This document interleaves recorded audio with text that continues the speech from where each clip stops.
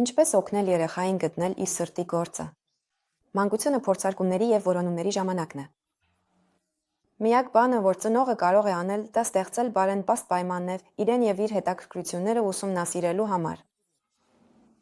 Չարժե սպասել կամ հույս ունենալ, որ երեխան միանգամից ու ընդմիշտ կգտնի իր սիրելի զբաղմունքը։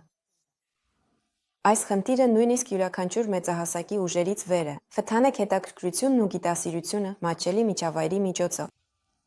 Պարզ օրինակներով ծանոթացրեք նրան տարբեր զբաղմունքների հետ։ Միասին գնացեք բալետի և ֆուտբոլի, սահեք գեղասահքով ու դահուկներով, երգեք և նկարեք։ Ուշադիր եղեք այն բաներին, որոնցից երեխայի աչքերը փայլում են։ Տվեք ուղիղ հարցեր, ինչով կցանկանայիր զբաղվել։ Ինչն է քեզ ամենաշատը դուր գալիս։ Բայց հիշեք, որ այդ տարիքում երեխաները միշտ չէ, որ կարող են հասկանալ, թե ինչն է իրենց իսկապես դուր գալիս։ Զբաղմունքը, թե՞։ Ուսուցիչը կամ գուցե գեղեցիկ պարային հագուստները։ Մի պահ անպայման կլինի, երբ երեխան կբախվի դժվարությունների։ Աջակցեք նրան այդ փուլում։